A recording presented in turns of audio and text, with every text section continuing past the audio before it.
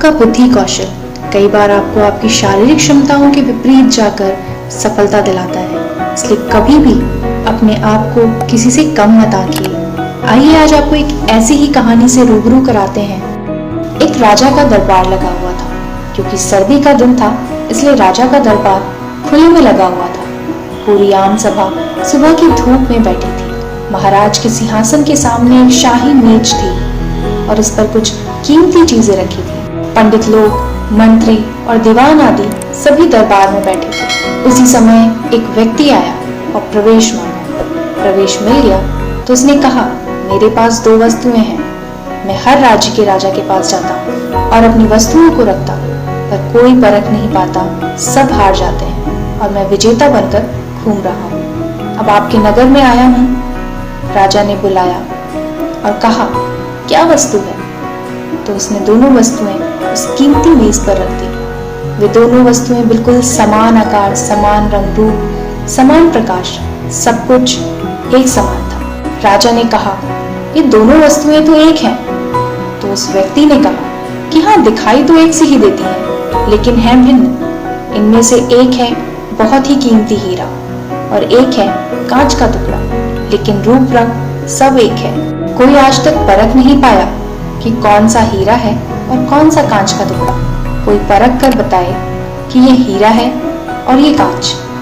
अगर परख खरी निकली तो मैं हार जाऊंगा और ये कीमती हीरा मैं आपके राज्य की तिजोरी में जमा करवा दूंगा। पर शर्त यह है कि यदि कोई नहीं पहचान पाया तो इस हीरे की जो कीमत है उतनी धनराशि आपको मुझे देनी होगी। इसी प्रकार से मैं कई राज्यों में जीतता आया हूँ। राजा ने कहा, मैं तो नहीं परख सकूंगा। दीवान बोले, हमें भी हिम्मत नहीं है, क्योंकि दोनों बिल्कुल समान हैं। सब हारे, कोई हिम्मत नहीं जुटा पा रहा था। हारने पर पैसे देने पड़ेंगे, इसका कोई सवाल ही नहीं था, क्योंकि राजा के पास बहुत धन था। पर राजा की प्रतिष्ठा गिर जाएगी, इसका सबको भय था।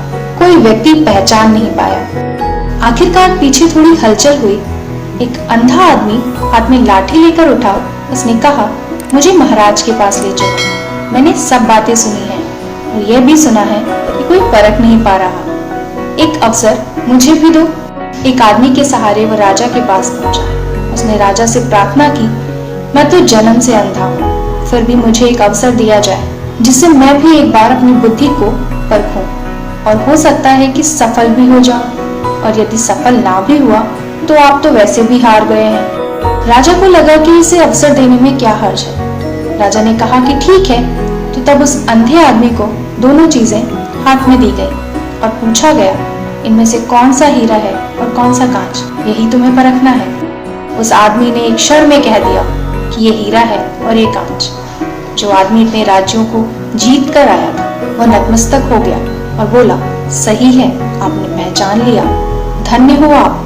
अपने वचन के मुताबिक यह हीरा मैं आपके राज्य की तिजोरी में दे रहा हूँ। सब बहुत खुश हो गए और जो आदमी आया था वो भी बहुत प्रसन्न हुआ कि कम से कम कोई तो मिला परखने वाला। उस आदमी, राजा और अन्य सभी लोगों ने उस अंधे व्यक्ति से एक ही जिज्ञासा जताई कि तुमने ये कैसे पहचाना कि ये हीरा है और वो कांच? उस अंधे ने कहा कि सीधी सी बात है मालिक, धूप में हम सब बैठे हैं, मैंने दोनों को छुआ, जो ठंडा रहा वो हीरा, जो गर्म हो गया वो कांच। तो दोस्तों, हमें जीवन में भी यही देखने को मिलता है, जो बात बात में गर्म हो जाए, उलझ जाए, वो व्यक्ति कांच है, और जो विपरीत परिस्थितियों में भी ठंडा रहे वो व्यक्ति हीरा है।